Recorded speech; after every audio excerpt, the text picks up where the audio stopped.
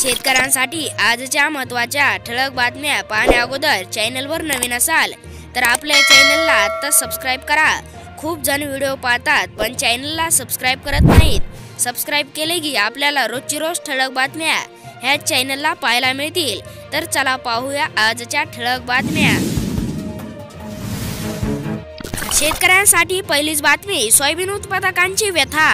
शेतात राबवायची तर फुकटच। सोयाबीनचे उत्पन्न 25,000 तर खर्च 20,000च्या घरात। मंजूर रक्कम 3 वर्षांनंतरही मिळेना। कृषी खात्याच्या पत्राला कंपनी दाद देईना। जिल्ह्यातील 10,000 शेतकऱ्यांचे 245 लाख रुपये मिळेनात।